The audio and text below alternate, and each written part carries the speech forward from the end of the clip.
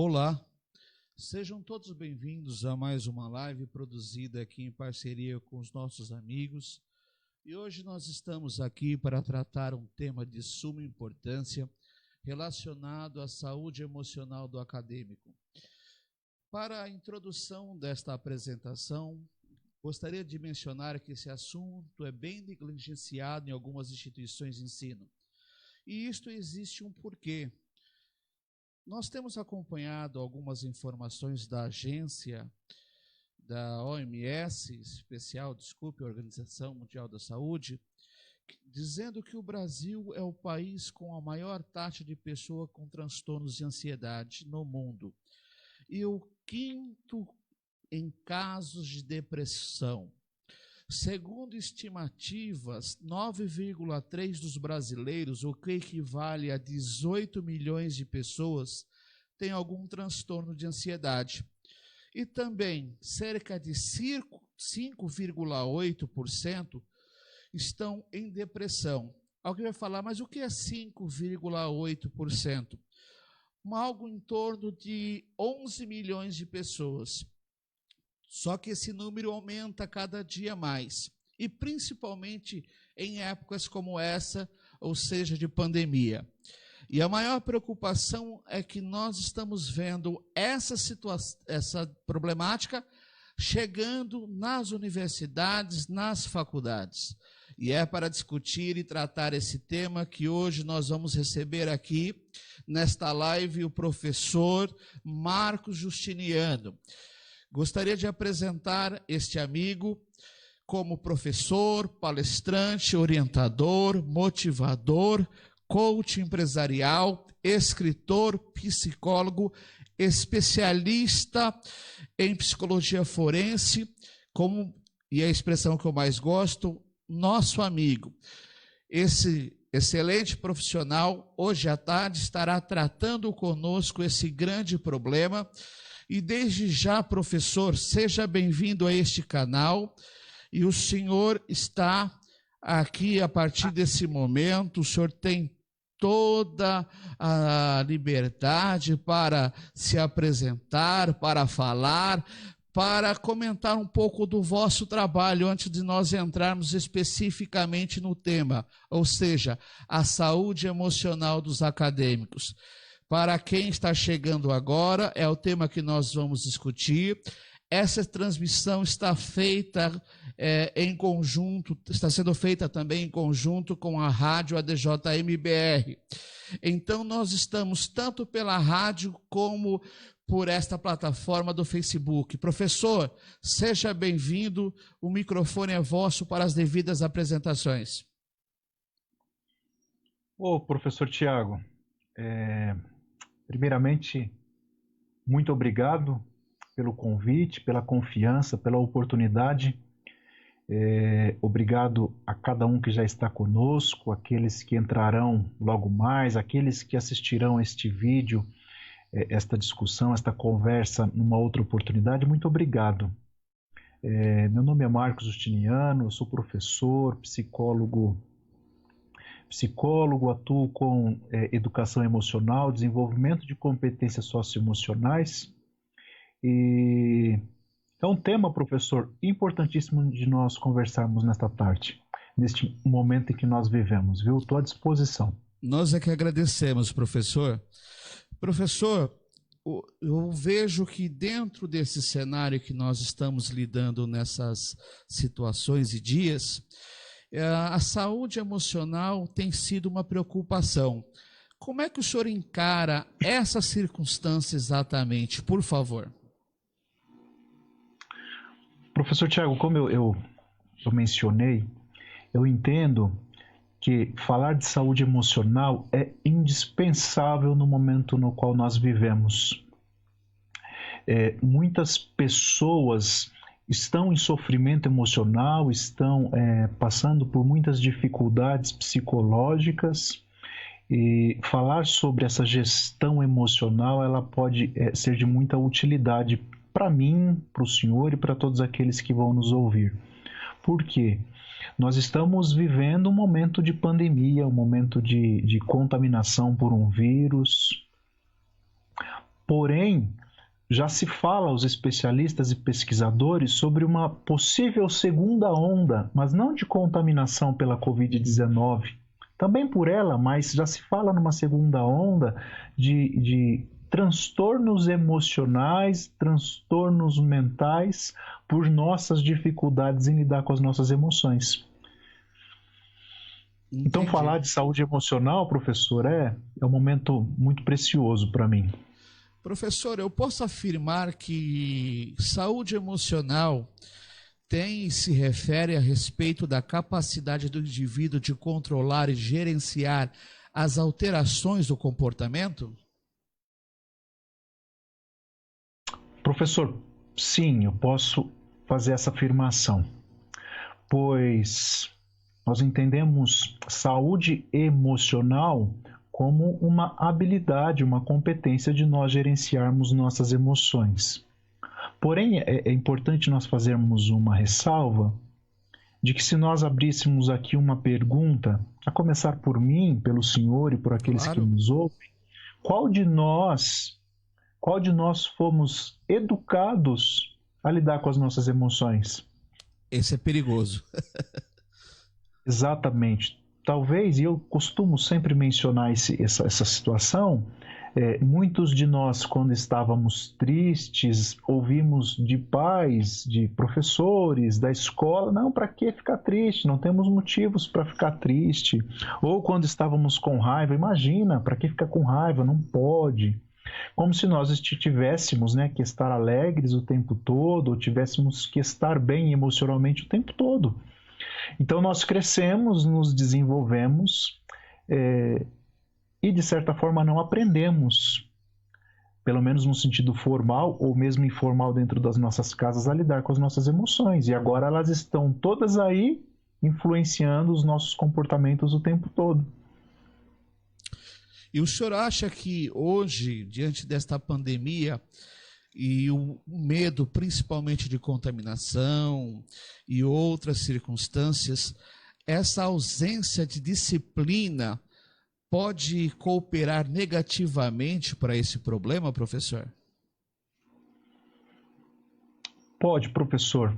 O senhor cita o medo, e o medo é uma emoção.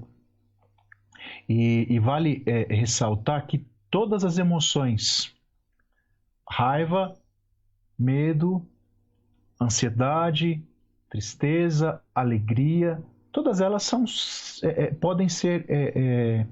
podem estar num contexto saudável e todas são inerentes ao ser humano. E todas contribuem para o desenvolvimento saudável psicológico, biológico do ser. O medo ele tem uma finalidade biopsicológica em nossas vidas e em nosso desenvolvimento. Até se nós levarmos em consideração a evolução do homem, o medo preservou a espécie, o medo nos preserva de nos colocarmos em risco, o medo nos impede de tomar algumas ações ou algumas atitudes que colocariam a nossa integridade em risco. Agora, quando nós estamos fora de uma perspectiva saudável, nós podemos ter um medo tão intensificado que vai repercutir em ações, comportamentos disfuncionais. Em ações e comportamentos que vão nos causar muito mal-estar e muita dificuldade para lidar com a nossa saúde mental e emocional. E dentro dessa situação, o senhor acha que nós podemos ter um agravamento ainda quando se trata, em especial, dos estudantes, professor? Por que eu pergunto isso? Nós estamos vendo, principalmente dentro das universidades, nós vivemos um momento diferenciado. Por quê? Nós tivemos a transformação das rotinas acadêmicas, as cobranças não diminuíram, em alguns casos as dificuldades aumentaram, e aí eu, observando essa situação, diante dessa circunstância chamada Covid, eu posso ter desenvolvidos gatilhos que podem prejudicar a saúde emocional do acadêmico? Sim, professor. Olha, quando nós observamos, né, a nossa circunstância e o momento atual que vivemos, que é o momento de pandemia, em outras palavras, um momento de adversidade, um momento de muita dificuldade. O modo como nós gerenciamos as nossas emoções está diretamente relacionado ao comportamento e às respostas que eu darei diante dessas dificuldades, diante destas adversidades. E para o acadêmico, aquele que está estudando, aquele que está ali num curso de graduação ou de pós-graduação, ele tem uma situação específica que requer um desenvolvimento de algumas habilidades e de algumas adaptações nesse momento de pandemia. Mas é importante a gente buscar a compreensão, professor, de onde que surgem essas minhas emoções? E eu não vou entrar aqui na seara biológica, hormonal das emoções, mas da percepção que nós temos diante destas situações. Por exemplo, eu sou um estudante do curso de Direito, do curso de Engenharia, do curso de Psicologia, estou no primeiro semestre. Entrei no primeiro semestre feliz, contente, estabeleci objetivos, eu fiz um planejamento para esse meu percurso acadêmico e de repente eu sou noticiado de que os encontros presenciais serão interrompidos por conta da pandemia e dos riscos de contaminação e que as atividades serão realizadas em home office. Essa é a situação que muitos de nós vivenciamos. A questão é qual a percepção que eu tive, que o senhor teve, que o nosso amigo e amiga acadêmica e acadêmico teve diante dessa situação. A percepção é a interpretação cognitiva que cada um de nós damos para essa situação. E essa interpretação, ela vai repercutir na emoção que eu sinto, na emoção que eu tenho diante disso. O Aaron Beck, que é o principal teórico da terapia cognitivo-comportamental, ele afirma e ele nos ensina que o nosso sofrimento emocional não está relacionado às circunstâncias, mas à percepção e à interpretação que eu tenho dessas circunstâncias. Entendi. Então, poderíamos dizer que, diante de um baixo desempenho, por exemplo, uma reprova, ele teria séria dificuldade, por exemplo, com relação à saúde emocional. A reprova, o baixo desempenho, seria uma outra situação. Ligando, professor, aquele exemplo hipotético que eu dei, o aluno de primeiro semestre, sim, que foi surpreendido pelas atividades não mais presenciais, e ele teve uma interpretação, uma percepção disfuncional dessa situação. Essa percepção, esse pensamento que ele tem desta situação vai suscitar emoções de forma intensa e de forma que ele vai ter dificuldades para gerenciar. Logo, essas emoções vão repercutir em comportamentos também disfuncionais. Logo, esses comportamentos vão implicar num baixo desempenho acadêmico e possivelmente numa reprova. Então, a pessoa entra, professor, como que numa bola de neve.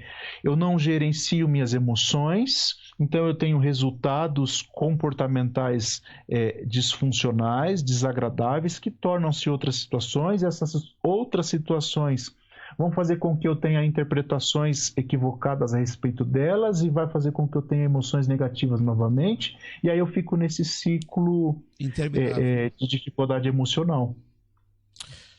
Uma pergunta, professor, que chegou aqui para nós. Choros intensos, desabafos angustiantes, insônia e agitação para dormir, e até mesmo irritabilidade, são sintomas de desequilíbrios emocionais? Ou são causas sem explicação?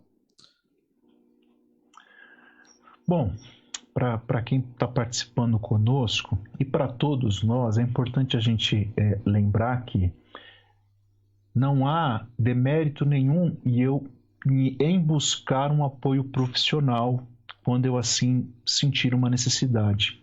Com certeza.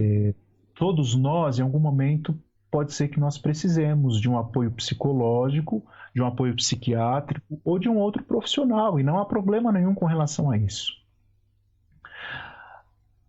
Com relação à pergunta, muitas vezes o meu choro, que já é uma resposta a uma emoção, que é uma resposta a um pensamento diante de uma situação, bem como a irritabilidade, que é um contexto emocional, ele está ou pode estar relacionado a uma dificuldade de gerir as minhas emoções. E por isso eu penso, professor, a importância, e parabenizo o senhor pela iniciativa de nós podermos conversar sobre esse assunto tão importante.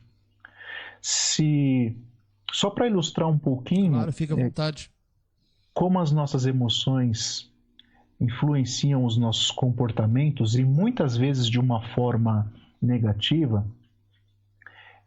Quantas vezes nós tivemos comportamentos os quais nós nos arrependemos profundamente depois, mas que nós fomos influenciados naquele momento por uma emoção? Talvez, a começar por mim, nós tenhamos aqui alguns exemplos, algumas experiências para compartilhar que não foram nada agradáveis. E a causadora desse comportamento foi a emoção, né? Verdade. Prossiga.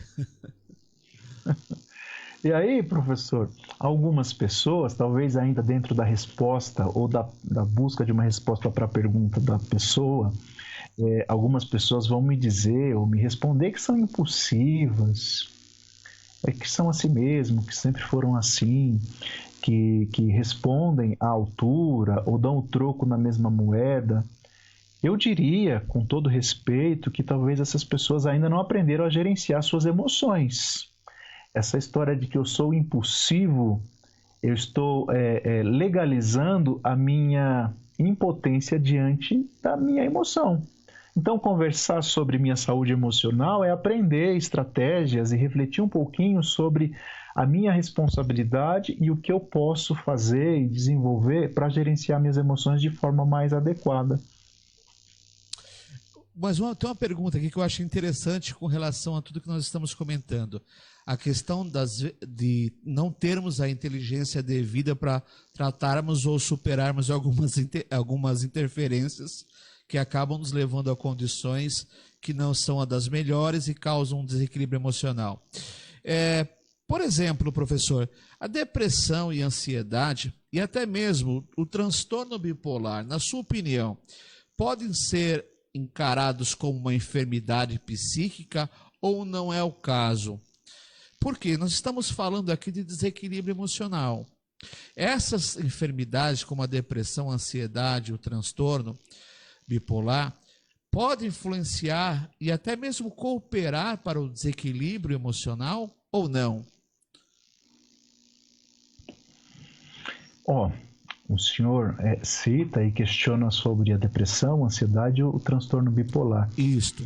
Aí eu estarei aí nesse momento, professor, já tratando ou abordando um transtorno codificado, específico, que possui critérios diagnósticos elencados lá no DSM, que é o Manual de Estatístico de Transtornos Mentais, ou no CID, que é a Classificação Internacional de Doenças, e lá eu vou encontrar critérios diagnósticos para afirmar é uma depressão, é um transtorno de ansiedade generalizada ou é um transtorno bipolar. Mas a gente vai estar falando de transtornos do humor e nós vamos estar falando de uma ingerência emocional. Logo, se eu tenho um diagnóstico dado por um profissional, eu vou seguir o tratamento que foi prescrito por aquele profissional. Porém, se esse não é o caso, eu posso aprender estratégias ou desenvolver habilidades para eu gerir as minhas emoções de forma mais adequada e ter mais saúde emocional. Concluir os meus estudos, concluir a minha graduação, a minha pós-graduação com saúde, com plenitude, enfim, com qualidade de vida. Que é o mais importante. Eu gostaria, antes de nós avançarmos, mandar aqui alguns abraços, que o público aqui está intenso. Nós temos aqui Marcelo Robusti, o Brodo, a Neuza. Nós temos aqui também pergunta do amigo Gabira, que está conosco aqui nos acompanhando. Só um minutinho, que a lista é grande aqui. Vamos lá. Quem está nos assistindo, perdoe o apresentador, mas gente, Rosângela, temos também aqui Wesley, Gilmar, J. Jesus, inclusive o Ayrton Gabira, o professor Ayrton Gabira, um abraço, sexta-feira nós temos live com ele.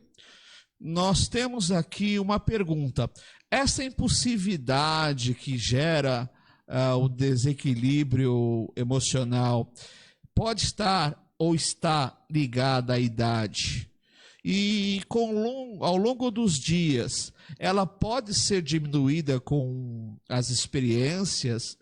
Eu vejo aqui duas situações. A primeira, a impulsividade, talvez com a ausência de experiência, e depois a saciedade do sentimento da situação com a experiência ou com o dia a dia. Estou correto, professor? Eu não sei se eu compreendi muito bem a pergunta, professor, mas a pessoa questionou sobre a impulsividade. Isso. Ou a ingerência emocional com a idade? A impulsividade, exatamente. Bom, eu posso fazer algum tipo de ligação, ou de relação, melhor dizendo, pois aquele conteúdo cognitivo que eu me referi, que suscita as emoções, e às vezes é de forma intensa e negativa, ele é oriundo de crenças. Entendi. De crenças, e eu estou me referindo a esquemas de funcionamento psíquico. Então, à medida que nós avançamos na idade, com a idade, né, ou com a vida, essas crenças que muitas vezes foram formadas desde a nossa infância, elas estão arraigadas de forma, muitas vezes, inflexível. E eu tenho crenças ou pensamentos a respeito das situações e das circunstâncias que são muito, muito rígidos. Eu tenho uma senhora que é mãe de um psicólogo amigo meu, e ela diz, né, com muita frequência, e eu gosto muito dessa fala dela, que a língua dura mais do que os dentes porque a língua é mais flexível do que os dentes. Então, muitas vezes nós temos ideias muito fixas e muito rígidas que nos fazem ter dificuldade para gerenciar nossas emoções. E aí eu tenho comportamentos, né? Um padrão de comportamento por conta da ingerência emocional. E aí eu vou chamar isso de impulsividade, mas posso desenvolver habilidades para gerir minhas emoções de forma mais saudável, professor. Então me permita um complemento na pergunta do amigo aqui. A questão de ter idade não quer dizer que tem maturidade emocional. Perfeito, ótimo. Acho que essa é o ponto principal, né? Agora, dentro dessa situação, dessa ausência de maturidade, dentro dessas circunstâncias que nós estamos tendo aí, como é que nós podemos... Nós vimos que muitas pessoas passaram a estudar dentro de casa, junto com os filhos, né? Esposa próxima, sogra próxima, e às vezes a pessoa tendo que aprender a lidar com essa circunstância. Algumas de forma madura, outras não. Mas veio uma pergunta que eu comecei a prestar atenção quando nós começamos a falar sobre a possibilidade de trazer para o ar esse tema. A distância, ou melhor, no caso aqui, a presença dos familiares no ambiente de estudo ali, de certa forma, influenciou na possibilidade da vulnerabilidade emocional dos indivíduos.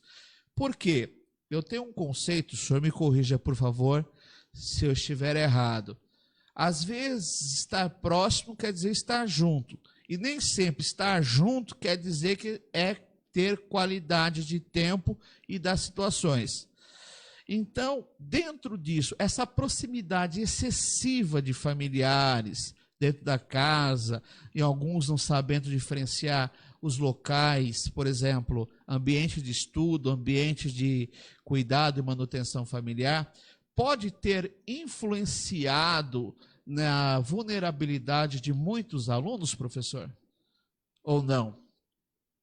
Essa proximidade excessiva familiar. Porque nós já sabemos que nós temos alunos de todas as faixas etárias. Alguns mais novos, outros um pouco mais vividos. Mas a minha pergunta é, claro que eles vivem a cobrança no dia a dia, correto? Dentro dessa situação, agora tendo e recebendo essa cobrança dentro da própria casa, às vezes pelo pai, pela mulher, pelo marido, essa situação pode ter influenciado negativamente ou até cooperado para a vulnerabilidade do aluno? Professora, a resposta para esse questionamento é sim, mas também é não. Por quê? E eu vou explicar melhor.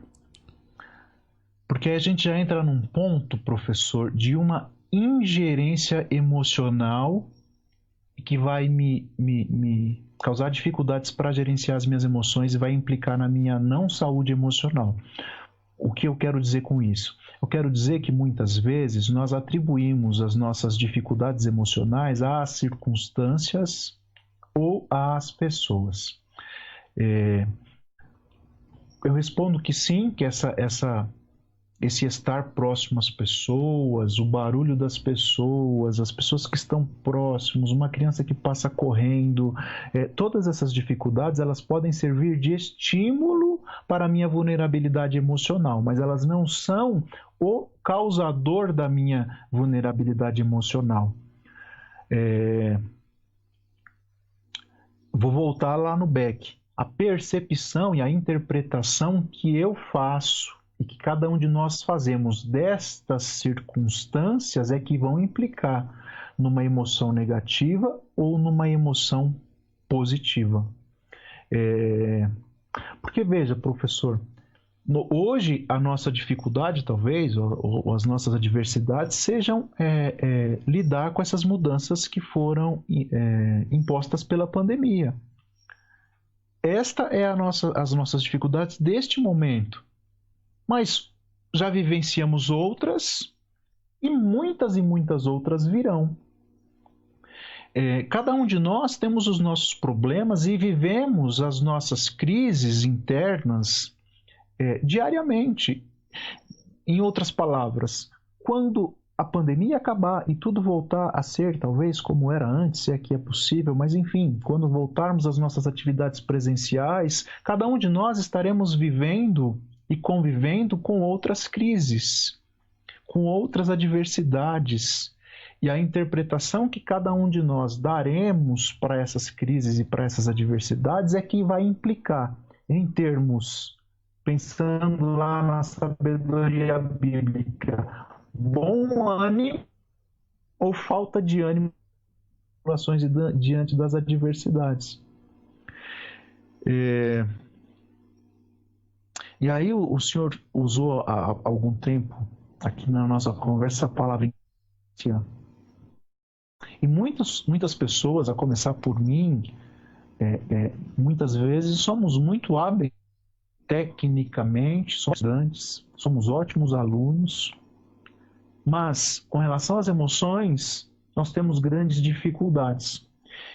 E quando eu falo desse tema, eu sempre lembro, e eu gosto muito de sugerir a lembrança daquela personagem de um filme de desenho animado também, o Hulk, que é um ótimo exemplo de uma pessoa que tem grandes dificuldades para gerenciar suas emoções.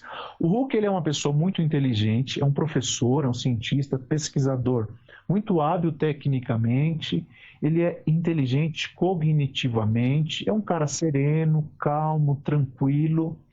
Porém, quando alguma situação causa contrariedade, ele começa a ficar verde, as emoções tomam e ele começa a quebrar tudo ao seu redor, ele machuca pessoas que ele ama, ele causa um estrago danado. E muitas vezes somos parecidos com ele Tá tudo bem enquanto eu não sou contrariado, ou enquanto as situações estão indo conforme eu estabeleci como corretas, né? Diante de uma contrariedade, eu fico verde e tenho um monte de coleciono alguns prejuízos, né? Por conta da minha ingestão emocional. Entendi.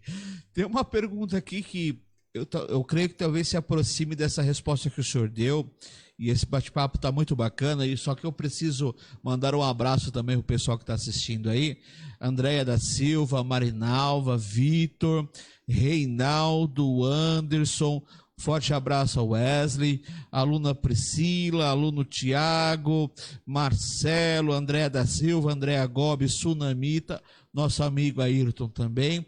É isso aí. Pessoal, pode mandar as vossas perguntas, nós estaremos aqui expondo com muito prazer.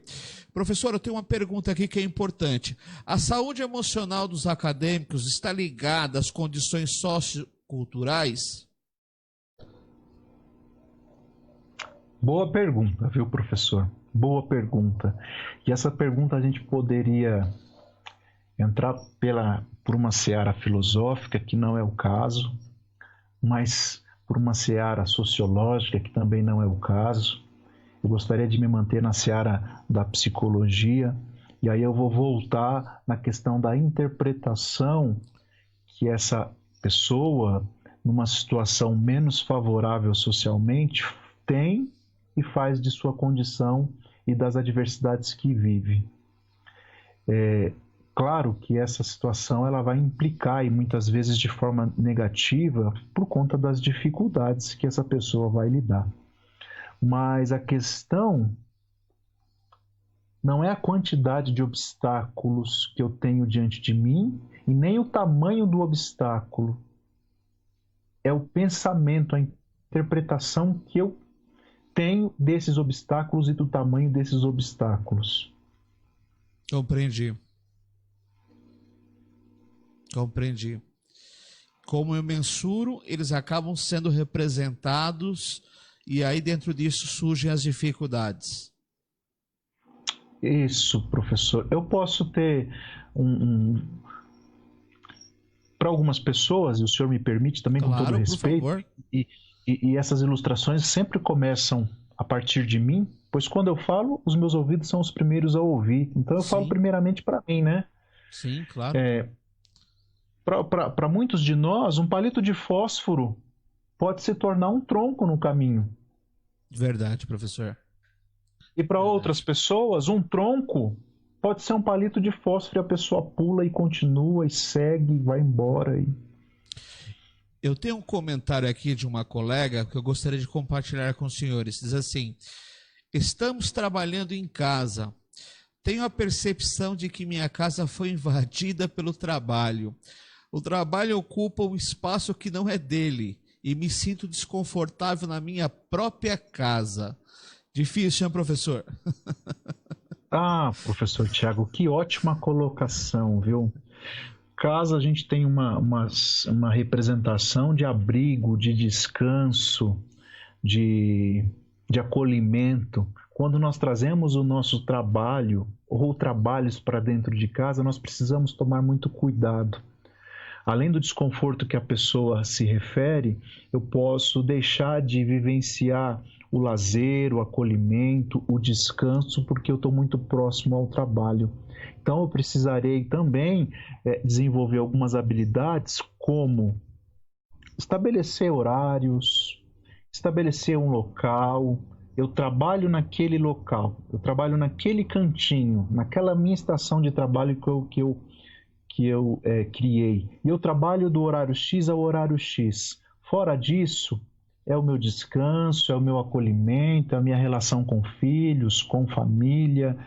E aí vale também lembrar o cuidado com o celular, porque muitas vezes eu saio ali do meu cantinho de trabalho, mas eu trago o meu celular, então eu venho para a mesa tomar o meu café ou me alimentar, e eu estou trabalhando, respondendo WhatsApp, respondendo e-mail. Então são algumas habilidades, alguns cuidados que nós precisamos ter quando o trabalho vem para dentro das nossas casas.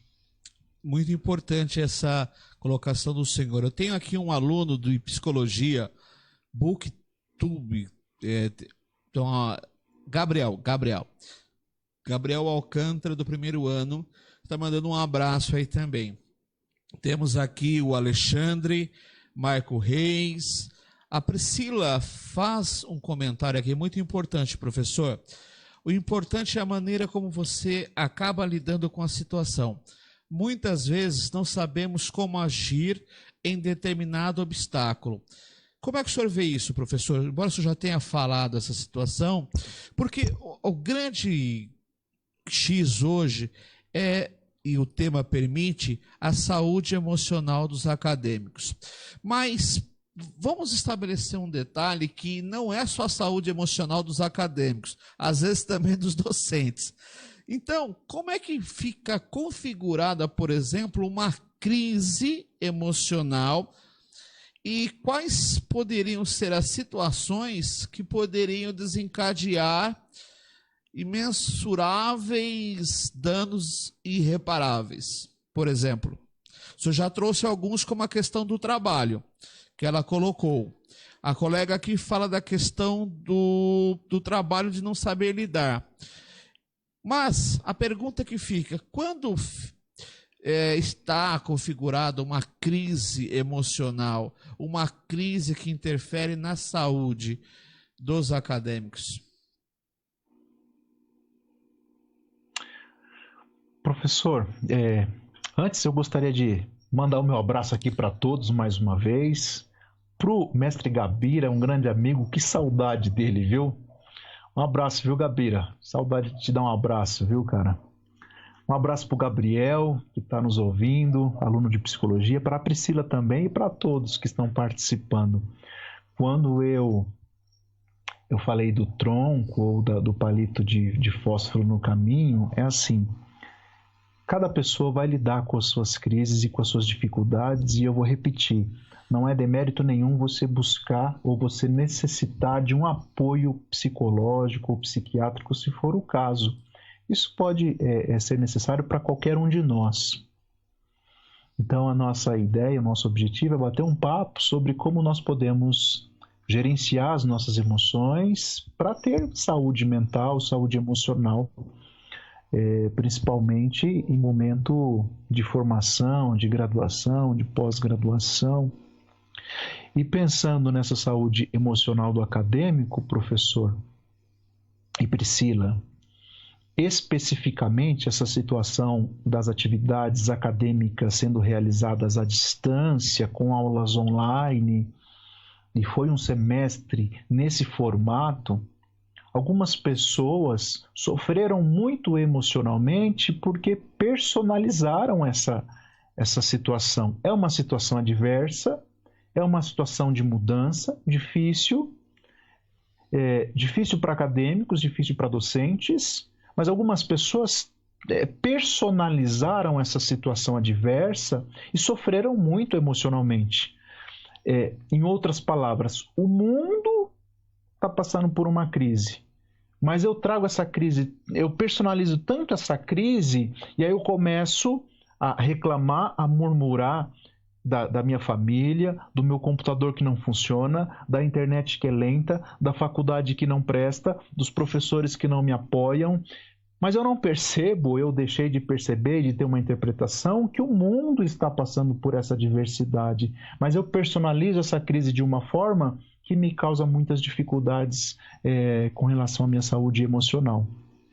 E com certeza, professor, eu creio que essa circunstância ela vai acabar interferindo na motivação, na vida afetiva e outros objetivos, tanto na qualidade pessoal como profissional. Não é isso, professor? Exatamente, professor. A gente vai pensar na situação como uma situação, mas a nossa vida ela é feita de várias situações, né? Eu estou falando da questão acadêmica, mas eu não sou só um estudante. Eu sou também um pai, um filho, um trabalhador, um vizinho, um tio.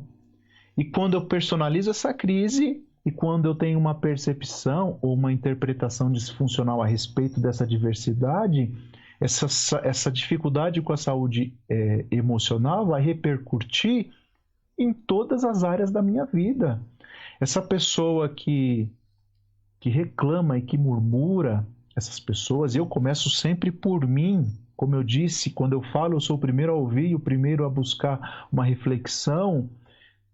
Que reclamam da faculdade ou reclamam das adversidades acadêmicas nesse momento, e aí eu convido para que cada um faça essa reflexão, provavelmente seja uma pessoa que reclame de outros aspectos na vida. Provavelmente seja uma pessoa que reclame de aspectos lá da família, do trabalho, da empresa onde trabalha, do bairro, enfim. Entendi. Nós estamos falando sempre que as pessoas sairão melhores desta crise porque aprenderam, se reinventaram.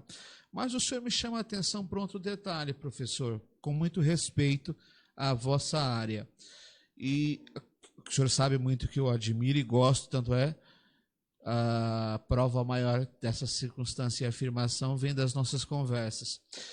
Mas e essas pessoas que viveram esses estágios de perdas, falta de motivação, que geraram de um problema pequeno um problema maior, como é que elas ficarão ou serão identificadas também pós-pandemia? Elas precisarão de tratamentos emocionais, porque a gente fala da crise como uma forma e meio para crescer. E outras pessoas não podem ter regredido também, professor? Sim, professor, com certeza, porque, como eu disse no início, hoje fala-se de uma segunda onda, mas não por uma contaminação viral, mas por transtornos mentais e emocionais. Muitas pessoas com grandes dificuldades para gerenciar suas emoções, elas enfrentarão algumas dificuldades. E aí vale lembrar novamente, o apoio psicológico, o apoio psiquiátrico de um profissional pode ser buscado, pode ser necessário. Refletir a partir de uma conversa como essa nossa também pode ser de grande valia. Como nós dizíamos no início lá do semestre, o acadêmico ele foi remetido às suas atividades dentro de suas casas e muitas dificuldades, me desculpe, vieram junto a isso. Computador, internet, família, crianças perto, barulho de vizinho. Mas veja, as aulas prosseguiram, o aprendizado, o desenvolvimento prosseguiu. Qual a interpretação que cada um de nós demos, né, ou estamos dando a tudo isso? Algumas pessoas buscaram se desenvolver, algumas pessoas buscaram crescimento, algumas pessoas continuaram estudando, algumas pessoas vão sair muito mais fortalecidas emocionalmente, cognitivamente, academicamente desse momento. Outras pessoas, em contrapartida, não. Se nós pensarmos, professor, no desenvolvimento cognitivo, por exemplo, e no desenvolvimento acadêmico, foi um momento que acredito que ninguém desejou, ninguém quis, ninguém esperou. Mas se nós pensarmos aqui no desenvolvimento acadêmico, além das aulas, além das possibilidades de estudo, eu tenho visto e está acontecendo encontros de desenvolvimento acadêmico diariamente nas redes sociais. Tem professores, e aí, se o senhor me permite, eu cito com todo respeito e carinho a professora Juliana Magatti, que já está há um bom tempo, talvez desde próximo do início aí do isolamento, com lives na área do direito diárias, que remetem a desenvolvimento acadêmico. O professor mestre Gabira, que está aqui conosco, com atividades que remetem a desenvolvimento acadêmico. Agora eu tenho, diante de uma crise, duas possibilidades. Ou eu sento e fico reclamando e murmurando, ou eu lido com essa diversidade, professor, e continuo caminhando, continuo vivendo, continuo buscando meu desenvolvimento.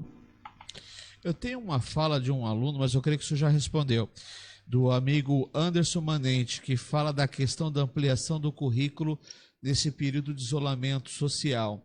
Ele faz um comentário no aspecto de que se nós somos a favores ou não com relação à necessidade de cursos complementares para fomentar o currículo, mas eu creio que o senhor já falou.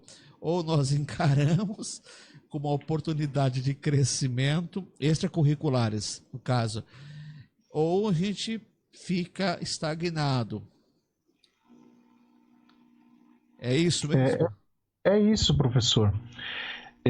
Eu não posso, aliás, poder eu posso, né? Mas é importante que eu avalie qual é a minha interpretação, qual é a minha percepção diante não somente desta crise, mas de todas as crises da minha vida, pois a interpretação e a percepção que eu tenho vai repercutir diretamente nas minhas emoções, que por consequência vão repercutir diretamente nos meus comportamentos. Crise, adversidade, problema, ninguém pede ou ninguém escolhe viver, mas eles fazem parte da nossa vida. Com certeza, professor. Se nós pudéssemos, como num passe de mágica, resolver todos os problemas da nossa vida, puxa, seríamos mais felizes? Eu acredito que talvez por um mínimo espaço de tempo, porque em pouquíssimo tempo nós encontraríamos outros problemas. Então, a ideia, ou talvez um dos nossos objetivos, seja lidar com essas adversidades, com essas crises, e a questão do nosso colega, puxa, pensar em atividades extracurriculares, como as que já estão acontecendo, eu acho muito pertinente, muito importante, mas aí vai demandar também uma outra competência socioemocional, que é a autonomia. Muitos, por conta de uma interpretação e de uma percepção distorcida da realidade, vão se lamentar, vão reclamar, vão ficar aguardando que eu faça isso por ela, que o professor faça isso por ela, que o pai faça isso por ela, que a mãe faça isso por ela. E eu estou falando sem nenhum tipo de julgamento, eu peço que todos me entendam, mas como a necessidade de um desenvolvimento de uma competência socioemocional, que é a autonomia. Nesses momentos aí, como eu citei, por exemplo, as lives que estão acontecendo, mas não precisa ser as lives, pode ser tutoriais, pode ser videoaulas, enfim, eu posso me especializar ou aprofundar o meu conhecimento em muitas áreas. Se sou estudante do direito, puxa, quantos cursos, lives, discussões ocorreram e estão acontecendo. Se eu sou estudante de psicologia, hoje mesmo, eu tenho certeza, se você entrar nas redes sociais, você vai encontrar profissionais altamente qualificados falando sobre algum tema da psicologia, e isso se aplica a qualquer curso. E isso, se me permitem, são atividades extracurriculares que vão implicar na formação acadêmica dessa pessoa. Muito e bem, aí, professor, claro. hoje nós falamos, né? Hoje usa-se um termo que eu gosto muito, carreira proteana. O que é uma carreira proteana? É uma carreira que o próprio indivíduo, que a própria pessoa constrói. Quando começamos a construir a nossa carreira? Quando escolhemos fazer o curso A ou o curso B. Quando eu escolho participar de um encontro como esse e aprender um pouquinho mais sobre saúde emocional, quando eu escolho participar de um curso extracurricular, quando eu escolho bater um papo com um profissional da área que eu vou atuar, quando eu escolho, enfim, conhecer outras pessoas, e quando eu escolho aprender algumas estratégias para lidar com todos esses conflitos, com todas essas crises, eu estou construindo a minha carreira, que vai implicar diretamente no meu êxito e no meu sucesso profissional. Então não é pressão, é qualidade, é opção, é crescimento. Exatamente, professor. Correto. Professor, eu tenho uma pergunta que chega aqui no particular, que eu acho muito complexa, mas se nós tratarmos aqui, eu creio que nós teremos dado um grande passo na ajuda dessa pessoa, ou para essa pessoa. As universidades estão preparadas para tratar de alunos que fizeram uso de estimulantes e medicamentos em busca de uma melhor performance acadêmica? Profunda pergunta, professor. Profunda e complexa, viu, professor? Muito. E para responder, talvez eu precisaria levantar um outro questionamento. O que seria estar preparado? Exato. O que seria uma faculdade estar preparada para receber e acolher este profissional?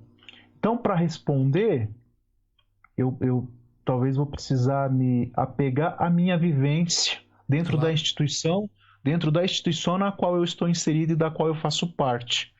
Talvez a gente não tenha lá uma sala, me permitam assim, específica para esse tipo de acolhimento, mas eu tenho profissionais docentes que acolhem, que escutam, que orientam, que encaminham. Eu tenho uma unidade, uma clínica de psicologia dentro da unidade que também disponibiliza o atendimento, o apoio psicológico para essa demanda ou para muitas outras. Então eu diria que sim, que a unidade onde eu vivencio, onde eu estou, está preparada. Podemos ter melhorias? Podemos, como sempre, como em tudo na vida.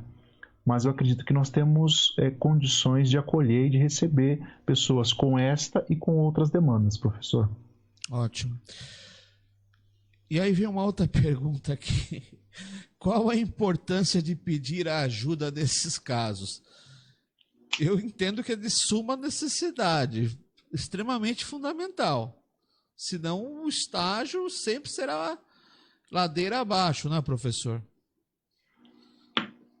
Professor, eu concordo com o senhor, é de suma importância.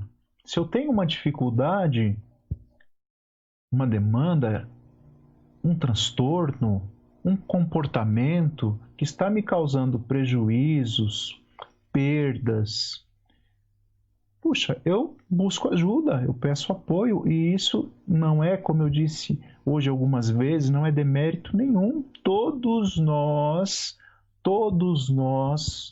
podemos e passaremos por dificuldades na vida.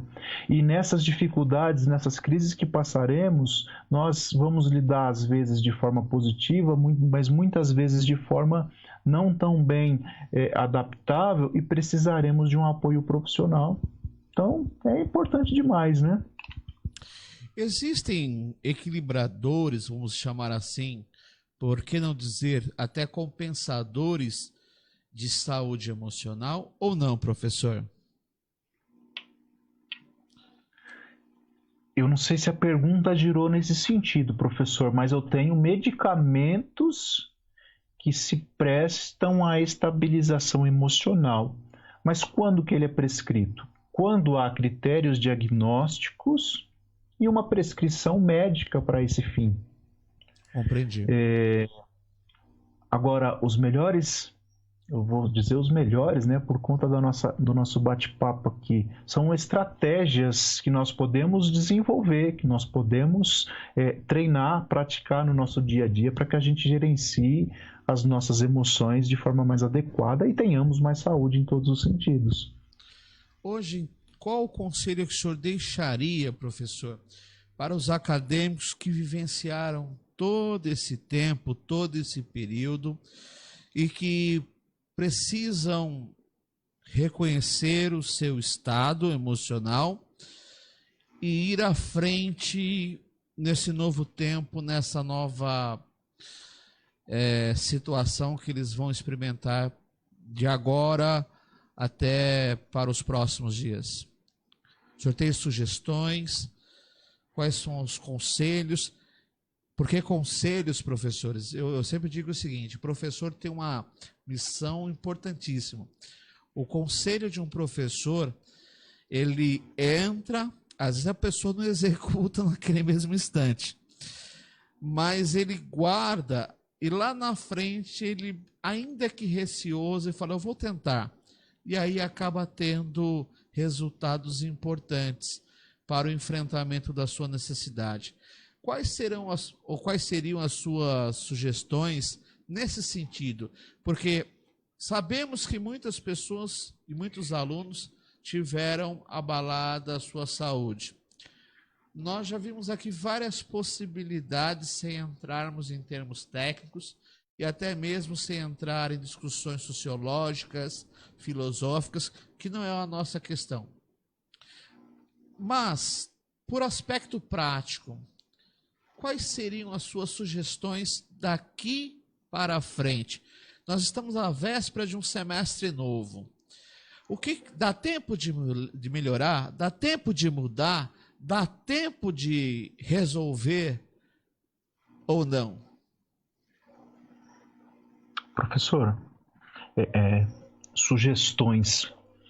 Olha, a primeira que eu diria é que, se você está com muita dificuldade para gerenciar suas emoções e você sente necessidade, busque um apoio profissional de um psicólogo, de um psiquiatra ou de um outro profissional mais indicado que possa te auxiliar. Se não é o caso, eu gostaria de compartilhar professor. Por favor. Quatro sugestões. A primeira é a que diz respeito ao autoconhecimento. O autoconhecimento, ele parece ser muito simples, mas não é tão fácil ou tão simples como pode parecer. O autoconhecimento está relacionado a nós aceitarmos a nossa emoção, nós nos responsabilizarmos pelas nossas emoções. Como é isso?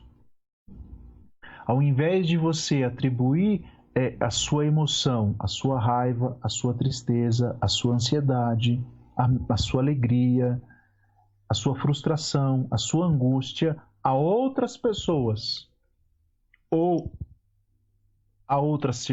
a circunstâncias, responsabilize-se por ela.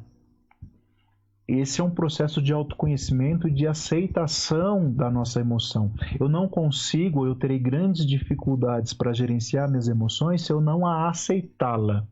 Mais ou menos assim,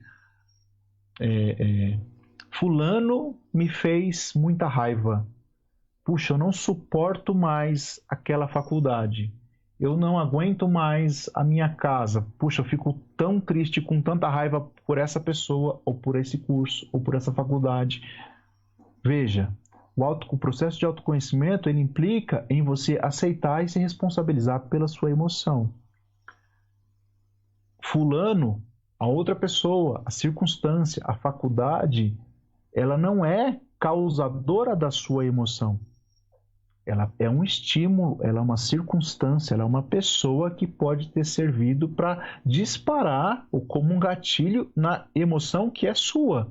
Então, responsabilizar-se por sua emoção puxa, ao invés de você dizer fui magoado ou me deixaram com raiva, mais apropriado, e a sugestão diga assim, estou magoado ou estou com raiva.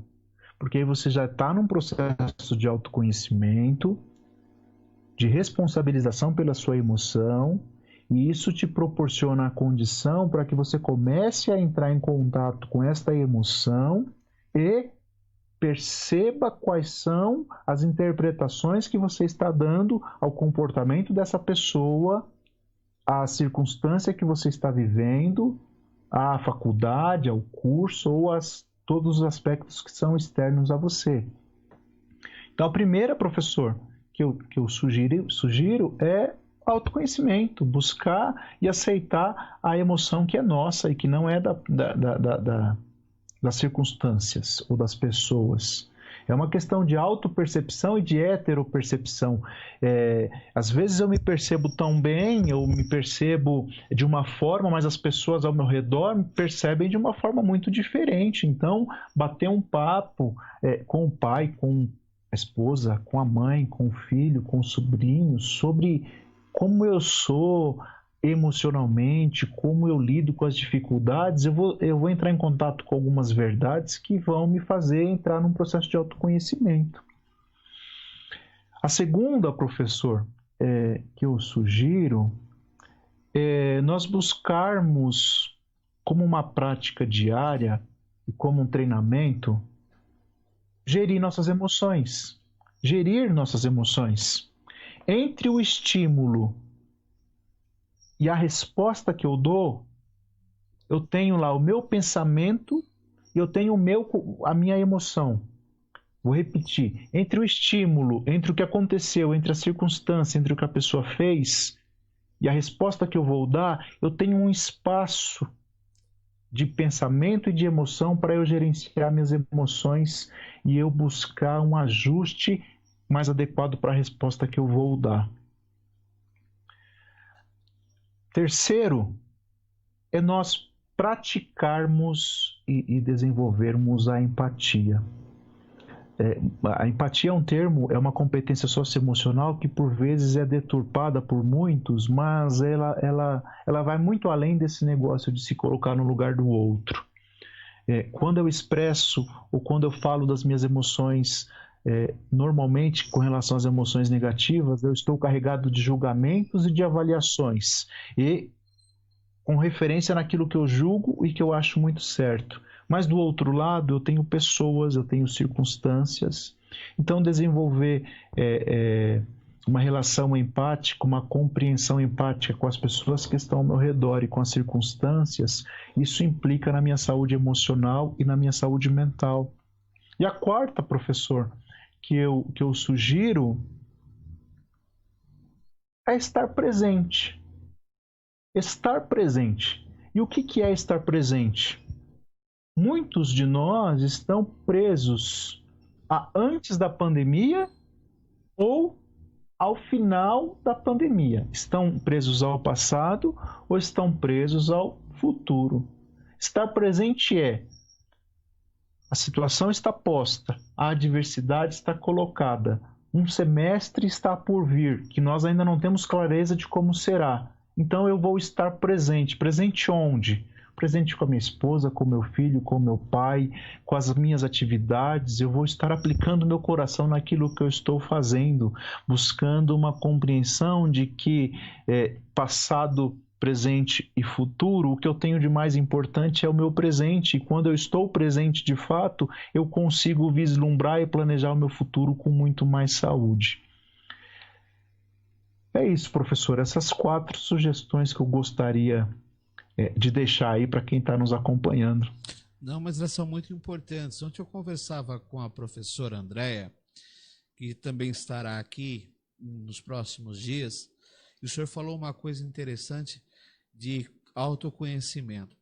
E nós, dentro de um tema, conversávamos, ela é socióloga, e ela falava que a coisa mais difícil na história, em qualquer situação, é a vitimização. Porque ela não traz toda a verdade, ela traz a meia verdade.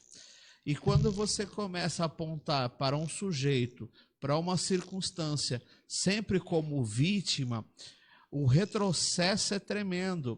Então é mais fácil culpar o terceiro, deixando o terceiro com a consciência pesada, com a situação talvez lhe cobrando, né? Do que realmente assumir a minha postura ou até mesmo a minha situação como causador da circunstância. E o senhor falou muito bem, essas 4 circunstâncias que o senhor colocou para nós, é bem isso mesmo. O Senhor trouxe conselhos que para alguns podem até parecer assim, mas isso eu já faço. Talvez, então, precisa fazer com mais excelência, né, professor? Como parte da própria obra, como parte do processo. O que o senhor acha? Exatamente, professor, exatamente. Eu concordo com essa professora. Essa questão do autoconhecimento, ela pode parecer muito simples, mas não é tão simples assim. Quando nós olhamos para as circunstâncias, para o comportamento das pessoas, nós somos muito rápidos em fazer uma avaliação, em dar um julgamento, em dar uma resposta, com base na avaliação e no julgamento que eu dei.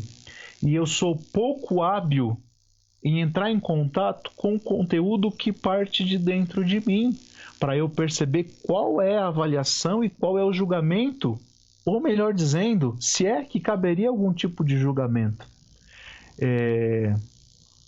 Tem um neuropsiquiatra, psicólogo, teórico da logoterapia, chamado Viktor Frankl.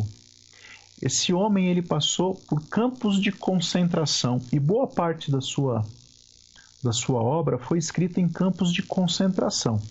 valendo aí a lembrança de que campo de concentração não é uma situação, uma circunstância das mais agradáveis. Com certeza. Não é verdade? E ele escreveu sobre sentido da vida, sobre nós olharmos para as circunstâncias, não no sentido de nos acomodarmos, não no sentido de nós a aceitarmos, mas no sentido de nós nos desenvolvermos. E tem uma frase que o Viktor Frankl cita em um dos seus livros, professor, que diz assim: quando a situação for boa, desfrute-a. Quando a situação for ruim, transforme-a. Quando a situação não puder ser transformada, transforme-se. Sim. E o ensinamento do Frankl sobre transforme-se é você se autoconhecer, você buscar clareza de como você faz a gestão das suas emoções, de quais são as percepções e interpretações que você está dando para aquele palito de fósforo ou para aquele tronco que está no meio do caminho, viu? E aí a pessoa é parte do processo, né, professor? É excelente. Exatamente. Essa colocação. Inclusive, eu tenho a grata menção a fazer aqui. A própria professora Andréa Gobi também está conosco e ela trouxe um comentário importante que eu gostaria de trazer aqui e fazer menção. Claro. É mais fácil ser vítima do que o autor da sua história. E essa frase, ela é bem isso mesmo que nós estamos comentando aqui. Concordo com a professora, muito. O professor Gabira está dando também os parabéns pela importância e pela tratativa do tema de forma esplêndida. Também o aluno Anderson está aqui trazendo, parabenizando o profissionalismo de Vossa Excelência e nosso, e aqui a iniciativa.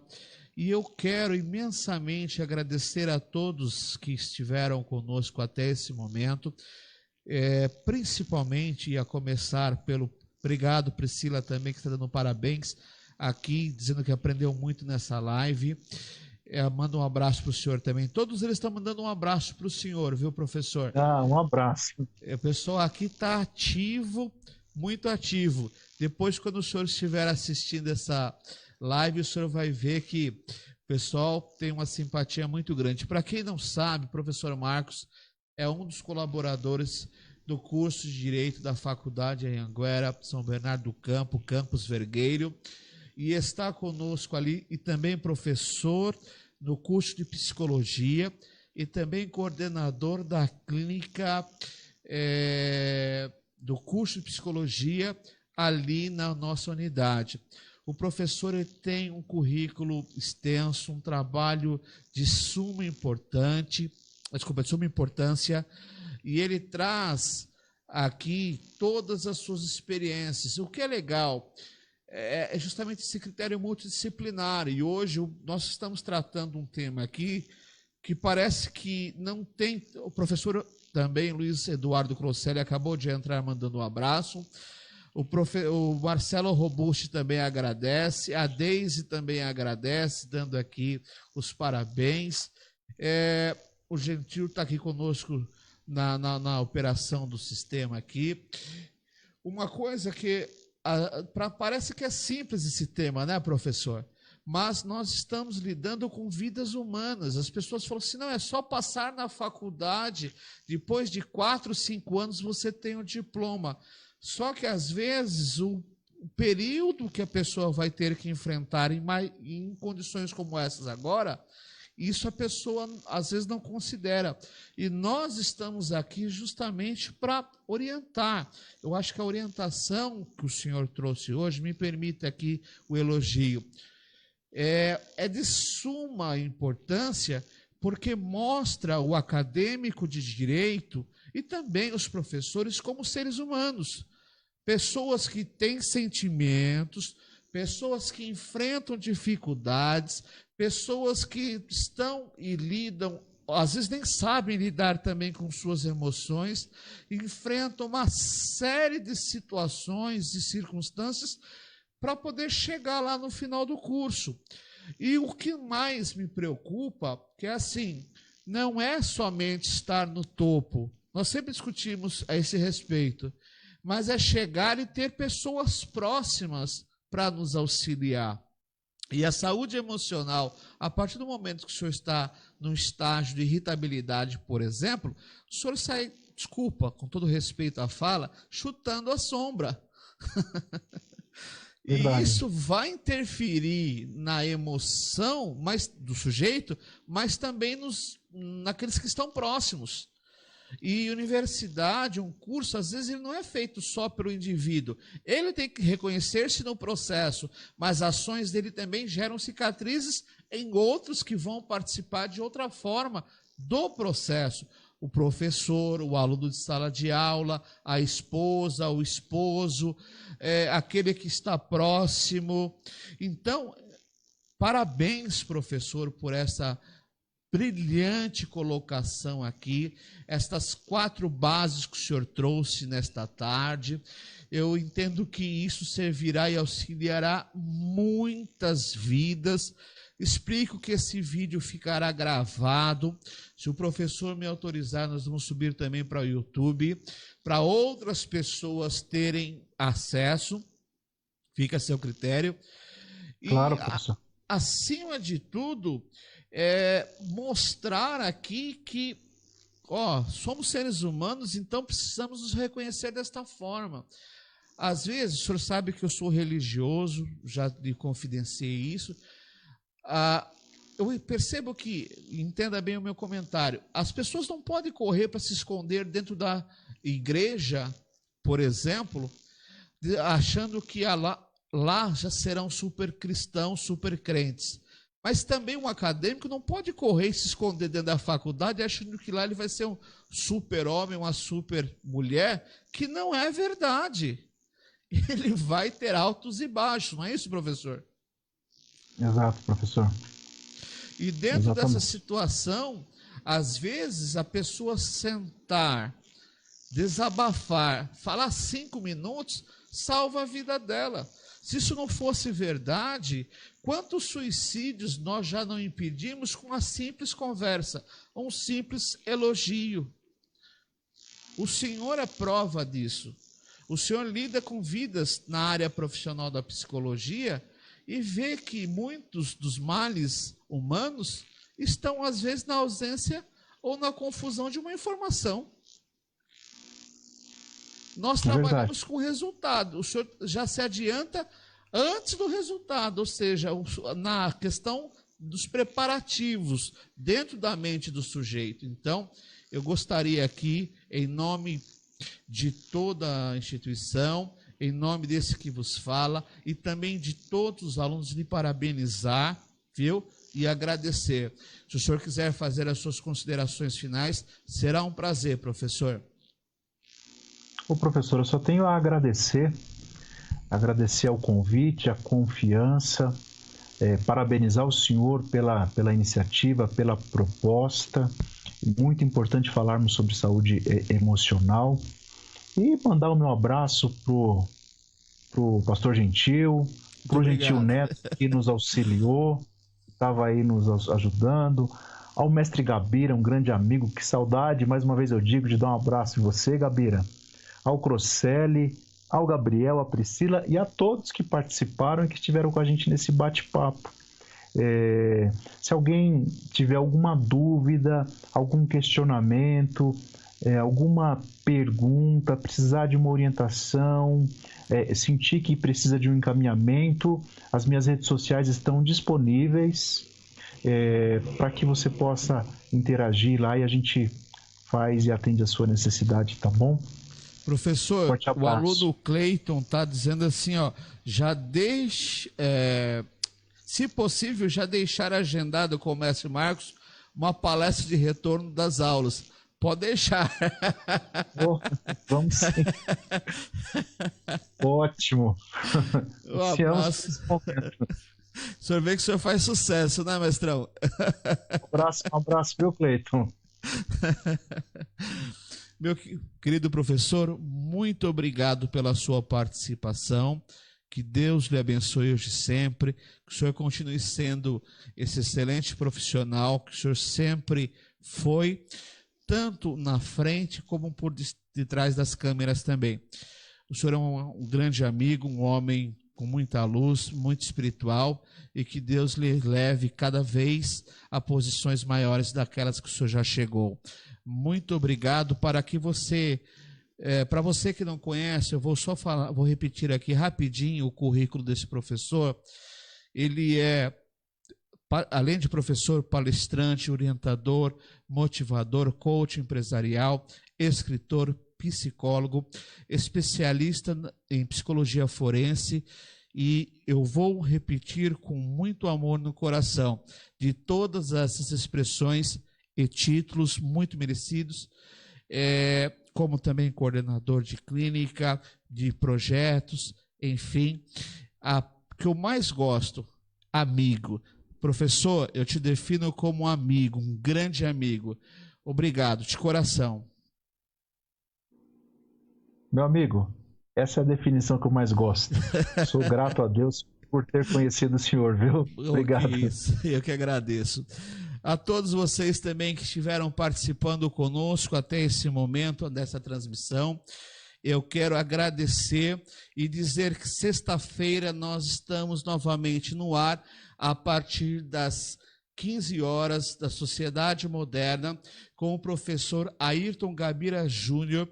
Nós vamos estar falando aqui de um tema de suma importância sobre a relevância da questão multidisciplinar para o acadêmico e o profissional de direito. Então, já conto com a sua audiência também. Muito obrigado a quem esteve conosco até esse momento e a todos o nosso muito obrigado. Até uma próxima. Fiquem com Deus. Tchau, tchau. Tchau.